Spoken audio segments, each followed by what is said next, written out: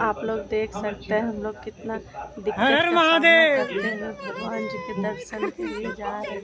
तो बीच में मकई का खेत है, ओल का खेत है, आप लोग चारों तरफ से देख सकते